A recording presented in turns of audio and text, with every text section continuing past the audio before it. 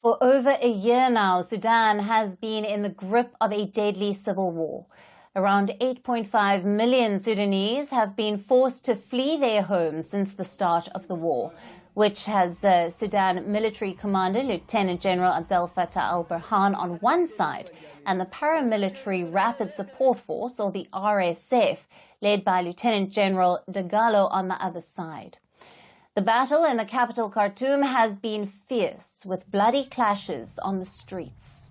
A series of ceasefires have failed to bring the civil war to an end. In fact, fighting is getting even more intense, and funding the civil war in Sudan are sodas, chocolates, and chewing gums. Yes, you heard that right, and we'll tell you how. For this, we need to digress a bit from the guns and violence to gum arabic. Around 80% of the world's gum arabic is harvested from Sudan's acacia trees. Now, these trees grow in the desert belt that stretches from Sudan's western border with Chad to its eastern border with Ethiopia. So what exactly is gum arabic? Well, it's a little-known ingredient used while making chocolates, sodas, and chewing gums, and many other consumer goods. Sudan is the world's largest producer of the raw gum, which is a major source of foreign currency for the country. According to a Wall Street Journal report, this has become a key source of funding for both sides in the war. Al Obeid, which is one of the main agricultural hubs in Sudan, is controlled by the army. But last year, the RSF laid siege, controlling 3 out of the 4 major access roads to the city. Reports say that traders are forced to pay off the AK-47-wielding paramilitary forces at checkpoints to enter or exit these major agricultural hubs and routes. Traders say those who refuse to pay risk losing their cargo and vehicles to the militia. On the other hand is the Sudanese military, the de facto government, that levies taxes and other tariffs on the gum arabic trade. Now, according to the report, tiny amounts of gum arabic are added to some of the world's most popular consumer products, now including Coca-Cola, M&Ms, and popular chewing gums. It is even used in cosmetics and pharmaceutical products. Experts say the proceeds from the gum arabic exports are directly financing the fighting in Sudan.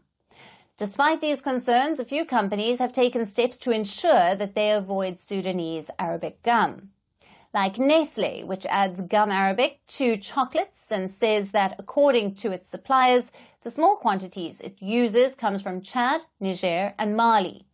A spokesperson for Hershey told Wall Street Journal that the company expects all of its suppliers to adhere to all laws in the countries in which they operate. A Ferrero spokesperson also told the Wall Street Journal that it has strict due diligence measures that its suppliers comply with.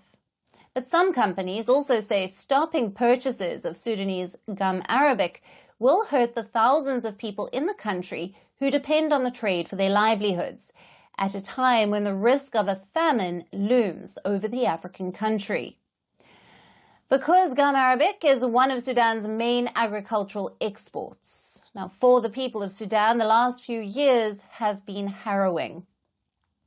There has been indiscriminate violence, bombings, killings. The civil war has pushed millions into extreme hunger and to the edge of famine. The WHO says about 3.5 million children under the age of 5 have acute malnutrition. The war has created the world's largest displacement crisis. Thousands are still fleeing the country in desperation, and it has also triggered waves of ethnic attacks and horrifying instances of sexual violence in the Darfur region. As the turmoil intensifies, humanitarian aid for Sudan is crucial, but access remains limited in many areas. Firstpost reports from the world's second-largest continent. Hello, I'm Alison LaGrange. A very warm welcome from Durban, South Africa. We get you the news and the newsmakers from Africa. South Africa goes to the polls on the 29th of May. I will track the election and bring you ground reports. Is it the end of the road for the African National Congress? And will former President Jacob Zuma stage a dramatic comeback? From elections to climate change to innovations and opportunities. As the world's attention shifts, we report from Africa, the heart of the global South. Join me every weekday live on Firstpost.